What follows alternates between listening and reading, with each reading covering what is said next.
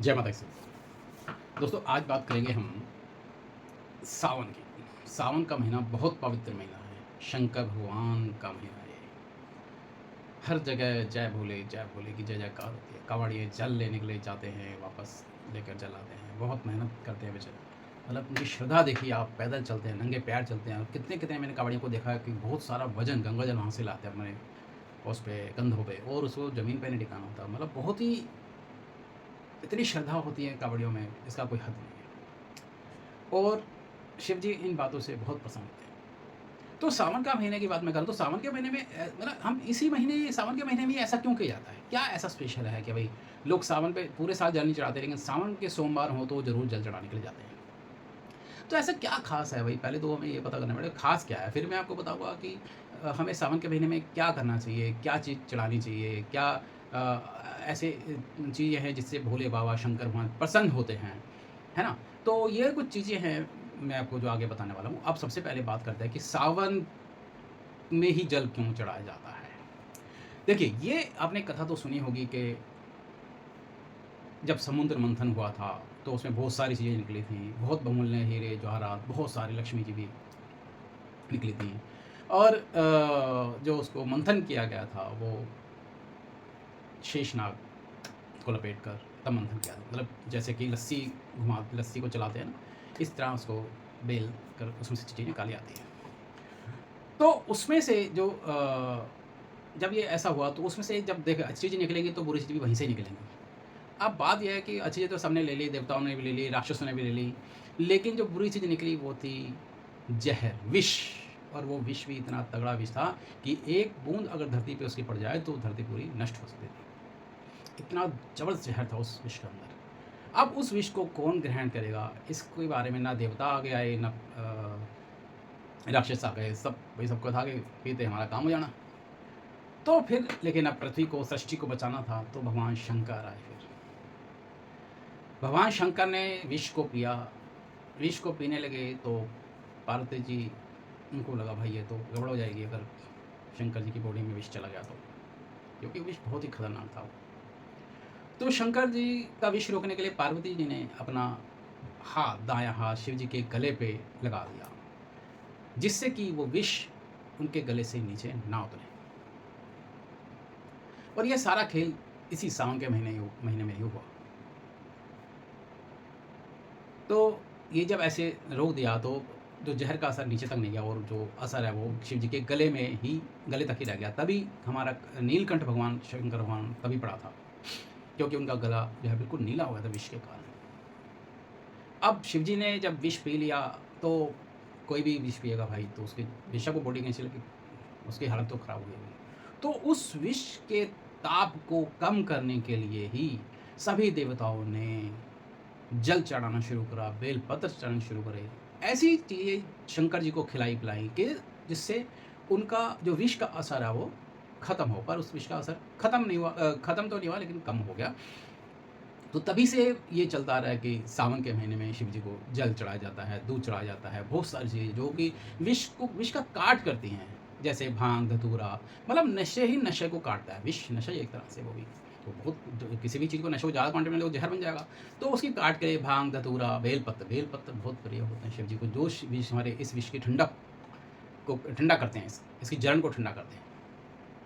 बेलपत्र, एक चीज़ आपको और बताऊँ कि बेलपत्र ही क्यों प्रिय हैं शिव जी को। देखिए बेलपत्र इसलिए क्योंकि ऐसी एक कथा है कि पार्वती जी के पसीने से बेलपत्र का पेड़ बना था।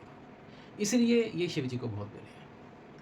तो सावन के महीने में दोस्तों आपको ये चीज़ें ज़रूर करनी चाहिए। अब मैं कुछ चीज़ें और आपको बताता हूँ, और फिर मैं आपकी कुंडली में जो ग्रह खराब हैं उनके भी उपाय बताऊँगा कि भई हम इस महीने में ये चीज़ चढ़ा के शिव जी को प्रसन्न करके अपने उस ग्रह को कैसे शांत करते हैं। तो सबसे पहले बात करते हैं हम कि बेलपत्र क्यों, ये तो बता दिया। अब हमें क्या-क्या चीज़ें और चढ़ानी चाहिए जिससे कि शिव जी प्रसन्न हो। जब शिव जी प्रसन्न होंगे, भगवान शंकर प्रसन्न होंगे तो हमारी सभी मनोकामनाएँ वो पूर्ण करेंगे। तो इसलिए जो लेडीज़ हैं वो शिव जी के सोमवार के व्रत बेशक वो बाकी नहीं, लेकिन इन सावन के महीने में वो सोमवार के व्रत ज़रूर रखते हैं लेडीज़। उसमें उनको बहुत फ़ायदा भी होता है और ये व्रत करने भी चाहिए, लेडीज़ हो चाहे जेंट्स हो। शिव जी के सोमवार को व्रत जो कैपेबल हैं, जो कर सकते हैं उन्हें ज़रूर करनी चाहिए। तो एक तो ये बात हुई, दूसरी एक चीज़ और मैं आपको बताता हूँ, एक कथा और है इसके बारे में। कहते हैं कि पार्वती मैया ने शिव जी को पाने के लिए बहुत कठोर तपस्या की थी और इस महीने, सावन के महीने में शिव जी ने फाइनल डिसीजन लिया था कि हाँ, मैं पार्वती से शादी करूँगा। ऐसी भी एक कथा है। देखिए ये कथाएँ हैं, अब हम इन्हीं पे बिलीव करते हैं और इन्हीं पे बिलीव करना भी चाहिए हमें, क्योंकि हमारी पुरानी कथा मैंने हालाँकि पढ़ी नहीं है, देखिए पुरानी किताब, पौराणिक किताबें, लेकिन मैंने भी सुना है और वही चीज़ मैं आपके आगे ला रहा हूँ। तो सबसे पहले हमें क्या करना चाहिए, शिव जी की जब पूजा करने जाएँ तो हमें सबसे पहले देखिए जल अर्पित करना चाहिए हमें ज़रूर। जल अर्पित करने से क्या होगा कि शिव जी को पहले 4 बार जल अर्पित किया जाता है।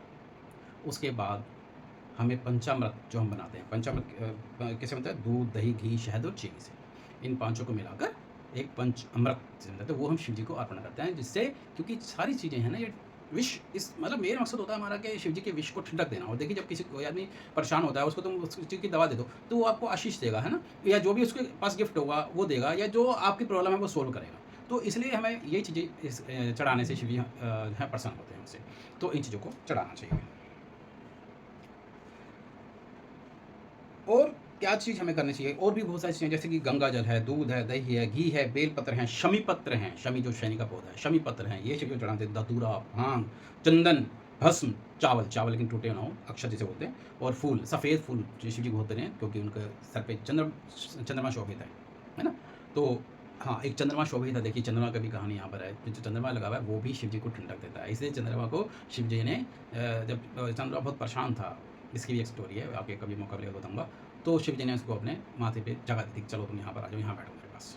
तो उससे भी शिव जी को इस विष से बहुत राहत मिलती थी। ठीक है? तो अब ये तो बातें हो गई कि हमें क्या चढ़ाना चाहिए। अब मैं बताता हूँ वो क्या नहीं खाना चाहिए। देखिए, एक तो बैगन, बैगन आपको बिल्कुल नहीं खाना चाहिए, क्योंकि इन दिनों वैसे भी बरसाती मौसम में बैगन में कीड़े ज़्यादा हो जाते हैं। तो और वैसे भी बैगन इस महीने में नुकसान करता है, तो आपको बैगन से अवॉइड करनी चाहिए। कढ़ी, क्योंकि कढ़ी और जितने भी हमारी जो मिल्क बेस्ड हैं प्रोडक्ट हैं, इनको हमें ग्रहण नहीं करना, क्योंकि इनमें ना बहुत हैवी होते हैं। और ये इस टाइम जो है ना, देखिए नमी होती है, नमी के कारण कीटाणु ज़्यादा पनपते हैं। तो इसलिए हमें पेट का विशेष ध्यान रखना चाहिए और हमें ये चीज़ें मिल्क प्रोडक्ट नहीं खाने चाहिए, और बैगन, कढ़ी, ये सब भी हमें नहीं खाना चाहिए।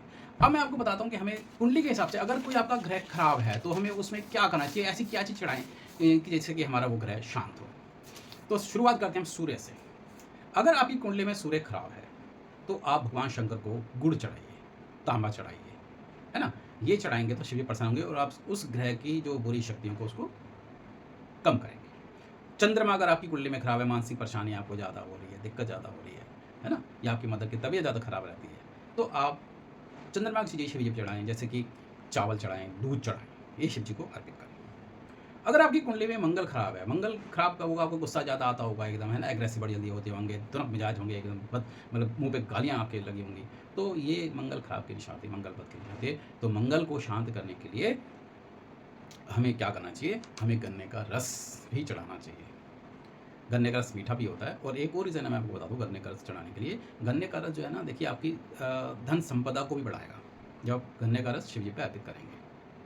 क्योंकि ये चंद्र और मंगल हो गया, चंद्र का लिक्विड हो गया और गन्ने का रस भी मीठा होता है, मंगल हो गया। चंद्र मंगल बहुत अच्छे होते हैं एक साथ। ये आपका पैसा, रुपया, वैभव और प्रॉपर्टी ये सब बढ़ाते हैं। तो गन्ने का रस आप इस पूरे महीने आप ज़रूर चढ़ाएँ, और नहीं तो सोमवार को ज़रूर चढ़ाएँ।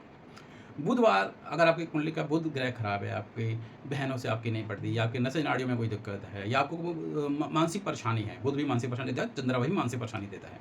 बुध और चंद्र जब भी खराब होंगे तो आदमी की मानसिक परेशानी हमेशा बढ़ जाएगी, दिक्कत करेगी उसे। तो बुध के लिए हम हरी मूंग या हरा कपड़ा हम शिव जी को अर्पित कर सकते हैं। उसके बाद है गुरु ग्रह। गुरु ग्रह अगर खराब होगा तो देखिए, गुरु ग्रह हमारा क्या होता है, हमारा समाज में मान सम्मान होता है, हमारे पिता दादा होते हैं। अगर इनकी तरफ से कोई दिक्कत आ रही है तो हम गुरु की चीज़ें शिवलिंग पे चढ़ा सकते हैं।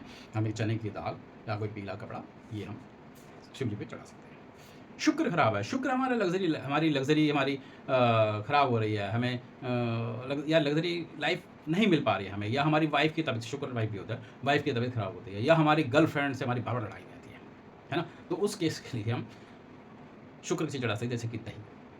अगर आपकी कुंडली में शनि खराब है, शनि क्या हमारा काम धंधा होता है, शनि हमारा चाचा होता है, शनि हमारा शनि बीमारी को डिनोट करता है। जब शनि खराब होता है बीमारी भी देता है। तो इस शनि अगर खराब हो रहा है तो हम एक शनि का आइटम होता है बादाम, जो शेल वाले यानी छिलके वाले बादाम है, वो हम शिव जी को अर्पित कर सकते हैं। उसके बाद आता है राहु। राहु अगर खराब होगा तो ये अचानक से प्रॉब्लम देना शुरू कर देगा, अचानक परेशानियाँ करना शुरू करता है।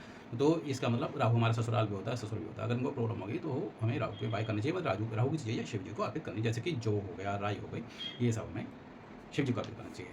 अगला आता है केतु ग्रह। केतु ग्रह क्या, तो केतु हमारा बेटा होता है। देखिए केतु क्या होता है, हमारे पाँव होते हैं, हमारे पाँव के नाखून होते हैं केतु, है ना।